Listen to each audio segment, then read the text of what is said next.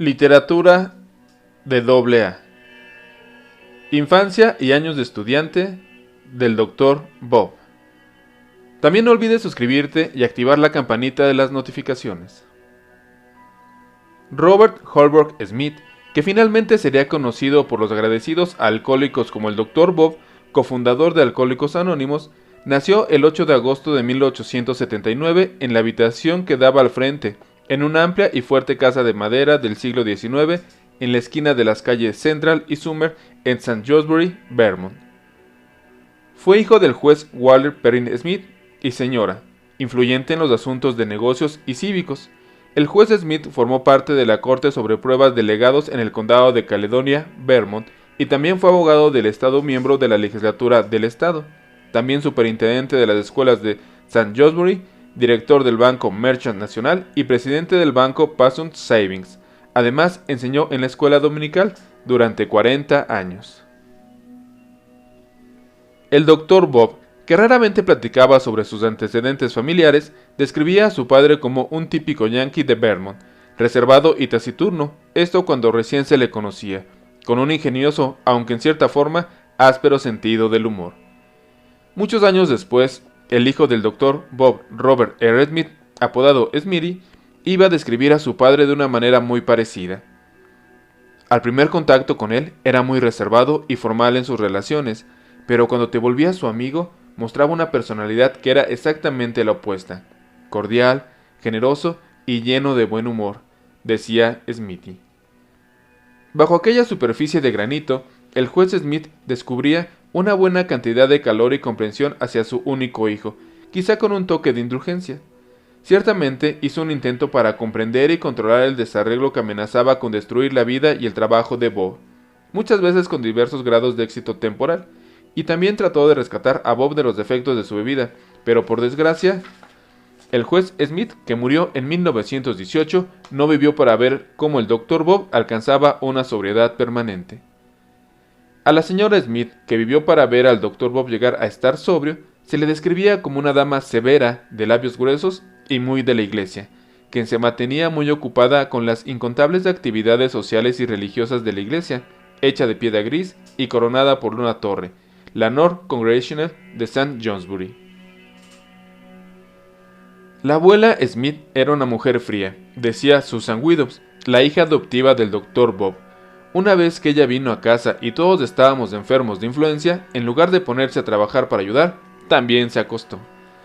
La señora Smith sentía que el camino al éxito y la salvación no residía en la necedad de la educación, sino estrictamente en la supervisión paternal y las devociones espirituales regulares. Mamá la culpaba a ella por la bebida de su papá, dijo Sue. Mamá sentía que la severa crianza lo había casi arruinado y, cuando papá tuvo la oportunidad, simplemente huyó de su lado. El Dr. Bob, que tal como sabemos no fue de aquellos que arruinan todo por complejos freudianos, meramente decía: yo simplemente amaba mi buen licor, pero podía ver hacia atrás, a su infancia, y darse cuenta de ciertas influencias a largo plazo. Aunque tenía una hermana de crianza mucho mayor que él, Amanda Norwood, de la que estaba muy orgulloso, él creció como hijo único, eso en los años que siguieron, y también el Dr. Bob dijo que esto lo consideraba desafortunado, porque pudo haber engendrado el egoísmo que jugó una parte tan importante en el desarrollo de su alcoholismo. Y encontró también una fuente futura de rebelión. A partir de la infancia hasta la preparatoria, fui más o menos forzado a ir a la iglesia, esto a la escuela dominical y a los servicios de la tarde. El adelantamiento cristiano los lunes por la noche y algunas veces a la reunión de oración de los miércoles por la tarde, él recordaba. Esto tuvo el efecto de hacer que resolviera que cuando llegara a estar libre del dominio paterno, nunca volvería a oscurecer las puertas de una iglesia.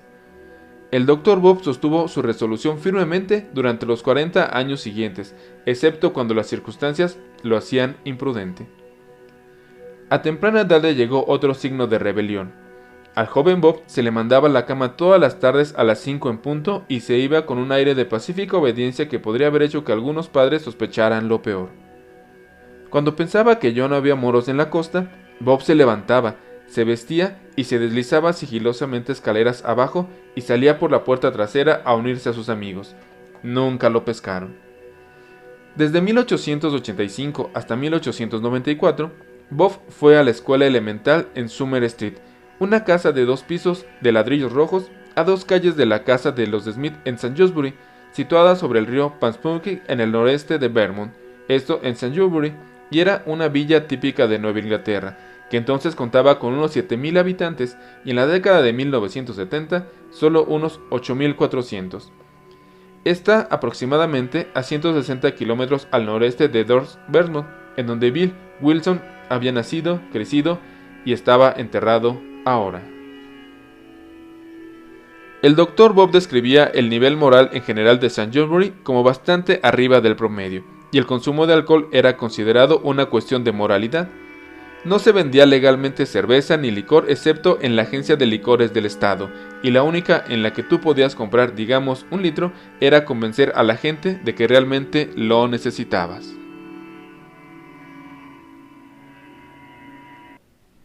Sin esta prueba, decía el Dr. Bob, el comprador en perspectiva era forzado a salir con las manos vacías, sin nada de lo que posteriormente llegué a creer que era la gran panacea para todas las enfermedades humanas. ¿Y qué pasaba con los que buscaban darle vuelta al espíritu de la ley si no es que a la letra? A esos hombres que llevaban licor, embarcándolo por Express Boston en Nueva York, se les miraba con gran desconfianza y disgusto a la mayor parte de la buena gente del pueblo. Esto decía el Dr. Bob. Pero algunas de las personas del pueblo tenían fuentes locales de aprovisionamiento. El joven Bob tomó su primer trago un día de verano cuando apenas estaba cumpliendo los 9 años. Fue en una granja de un vecino. Cuando estaba ayudando a los hombres a empacar heno y curioseando por ahí, se encontró un cántaro de sidra fuerte que había escondido uno de los peones en una esquina del granero. Quitó el corcho y olió. Se le atragantó la saliva y se le aguaron los ojos. Fuerte. Aún así, tomó un trago. Probablemente más porque le estaba prohibido que por cualquier otra razón. Le gustó el sabor, pero fue evidente que en aquel entonces era capaz de tomarlo o dejarlo, porque sus recuerdos no incluían la mención de volver a beber hasta unos 10 años después de ese primer trago. Siendo un joven, Bob tenía todas otras formas de escapar a la disciplina. Desde sus primeros años le gustaba estar al aire libre, esto como un refugio de la mal ventilada escuela a la que era forzado a asistir cada día, esto hasta que llegaba el verano. Con las vacaciones llegaba a estar libre de algunas de sus obligaciones. Bob era liberado entonces para vagar por las montañas, pescar, cazar y nadar. Tan apegado como estaba, y así permaneció toda su vida, a su hermana de crianza, era principalmente durante estas vacaciones cuando podía ocupar el tiempo con Amanda, y así el verano iban de día y de campo y de excursión, y nadaban juntos. También ocuparon muchas horas en el chalet de verano de los Smith en el lago Champlain, en los límites de Vermont y Nueva York, construyendo su propia embarcación y navegando en ella. Después de una de estas visitas a los Smith, Amanda, que posteriormente llegó a ser profesora de la historia en el Hunter College en la ciudad de Nueva York, recibió de Bob, que tenía 10 años, la nota siguiente, escrita en un papel rayado. Querida señorita Norwood, he estado intentando escribirte todos los días, pero lo he estado posponiendo hasta ahora. Te agradezco mucho haberme mandado los cromos y el libro. He disfrutado mucho el libro y espero que lo leas cuando vengas por aquí otra vez. Fui a casa del señor Harrington y jugué con el perro Robert. Ellos tienen un ternero y dijo que me lo venderá en $1. Mamá dice que si hay algo que necesitamos es precisamente un toro. El miércoles fui a pescar y atrapé unos 10 peces y una lagartija. He puesto a la lagartija en una tina de agua y espero ponerla en alcohol. Papá me compró unas riendas nuevas y una manta para sudadera y monto a caballo todos los días. Lo disfruto mucho. Ven por aquí tan pronto como puedas. Con mucho cariño, Robert H. Smith. Inclusive ya de adulto, el Dr. Bob nunca llegó a ser un buen corresponsal. Sus cartas a Bill Wilson eran de una página, breves y al grano, con las palabras garabateadas a través de la hoja.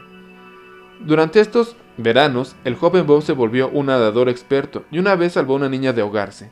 Y esto lo convenció de que los niños deben aprender a nadar desde temprana edad. Él enseñó a nadar a Smithy y Sue cuando tenían 5 años. Los tres dedicaban todas las mañanas de las vacaciones a nadar en el canal cerca de su chalet de veraneo en West Reservoir, Akron, Ohio. En una ocasión una vecina, engañada al verlos, Llamó con alarma a Anne Smith para decirle que sus hijos se habían caído de una lancha a mitad del canal. Conforme fue creciendo, el muchacho se fue aventurando por el campo, y cada vez más lejos. Una vez, él y algunos amigos fueron a Canadá de cacería. La caza escaseó tanto que vivieron de anguilas, zarzamoras y galletas durante 3 semanas. Finalmente vieron una marmota notablemente grande y cuando la tuvieron a tiro, le dispararon cuantas veces les dio tiempo. Después de caer herida, la marmota logró llegar hasta su madriguera. Este episodio ocasionó posteriormente que el juez Smith comentara que probablemente la marmota se escondió para alejarse del ruido. En otra ocasión, los muchachos estaban paseando por el bosque, vagando sin rumbo, dando patadas a las piedras, riendo y contando chistes, cuando repentinamente se toparon con un enorme oso. El oso, probablemente más asustado que ellos, avanzó pesadamente para internarse en el bosque. Los jóvenes cazadores iban pisándole los talones, dando alaridos y animándose a gritos unos a otros. Aún así, no pudieron alcanzarlo. Sin embargo, yo creo que no corrimos tras él esto tan rápido como podríamos haberlo hecho, solía decir el Dr. Bob. El tiempo para vacaciones se acortó al desvanecerse la infancia. De adolescente, el Dr. Bob empezó a ocupar los veranos ya fuera trabajando en el campo en Vermont o empujando la carretilla portaequipajes y cargando maletas como mozo de un hotel de verano en Adirondack Mountains del estado de Nueva York. En 1894, entró con sus 15 años a la Academia de St. Johnsbury, que ahora es un impresionante complejo de 10 edificios. La academia se estableció con la ayuda filantrópica de la compañía Friars Morse como una escuela secundaria independiente. Esto para el entrenamiento intelectual, moral y religioso de muchachos y muchachas que querían residir en Bournemouth. Uno de sus alumnos fue Calvin Coolidge, presidente de los Estados Unidos. Bob se iba a convertir en sus últimos años en un ávido lector, pero raramente maltrató un libro a base de usarlo durante su carrera escolar. Hubo reacciones y acusaciones de capricho por parte de sus padres y maestros. Sin embargo, se las arregló para continuar pasando de grado y hasta con buenas calificaciones. Aunque el descuido de sus obligaciones escolares pudo haberlo puesto en desgracia con sus mayores, Bob fue popular entre sus compañeros de escuela.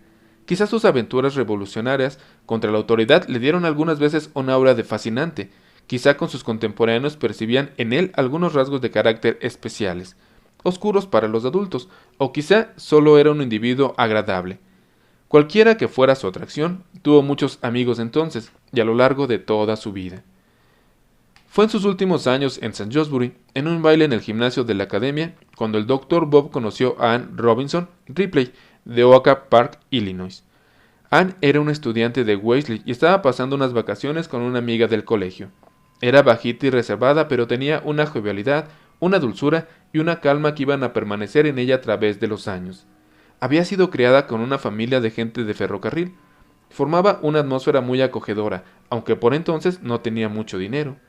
Anne, que aborreció la ostentación y la simulación, siempre hizo notar que ella asistía a Wellesley con una beca, ya que su familia no había podido costear mandarle de otra forma.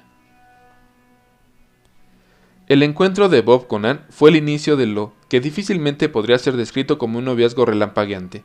Iba a culminar en el matrimonio después de 17 años, y hoy en día nadie está absolutamente cierto de la razón para la demora. A Bob lo esperaba por delante años de escuela, trabajo e internado en el hospital. También hubo la posibilidad de que Anne tuviera que saludablemente temor de entrar en el estado de santo matrimonio con un hombre que bebía.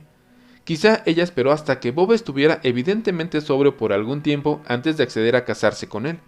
Sin embargo, se vieron y sostuvieron correspondencia regularmente durante este periodo, mientras Anne enseñaba en la escuela. Después de su graduación en la Academia de St. Johnsbury en 1898, el joven Bob inició una estancia de 4 años en Dartmouth College, cerca de 100 kilómetros al sur de Hanover, New. La fotografía en el anuario de su colegio muestra a un joven con rasgos fuertes, clásicos, que bien podría haber posado para el anuncio de un cuello de quarter arrow, que era lo máximo para la moda masculina a principios de ese siglo. Bob creció hasta medir más de 1,80 m, con hombros amplios, atlético y grandes huesos.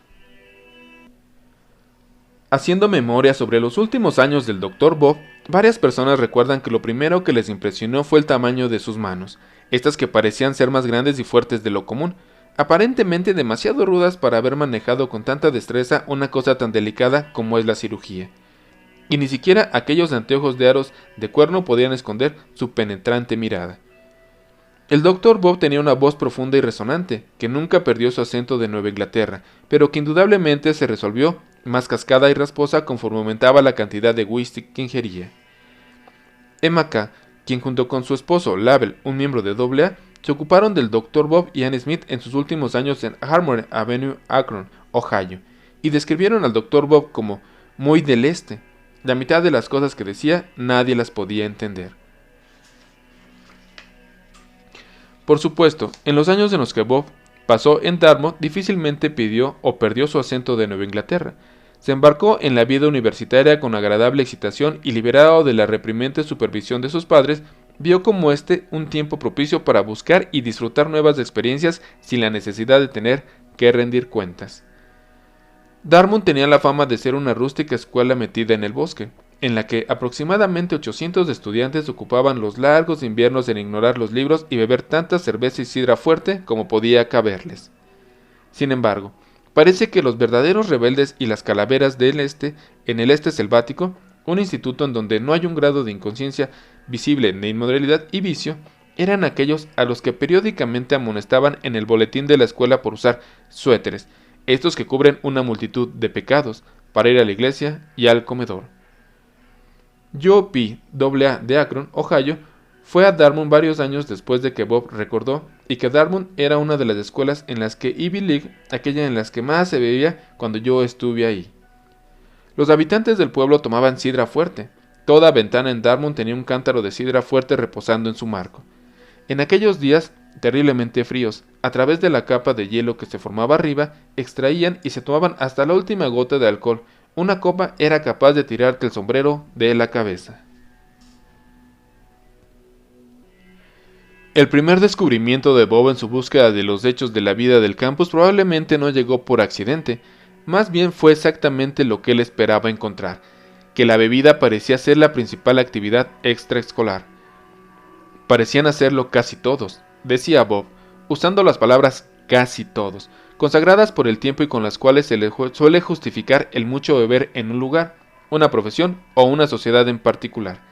Así, con una combinación de dedicación, perseverancia y capacidad natural, se inició para llegar a ser un ganador en este nuevo deporte.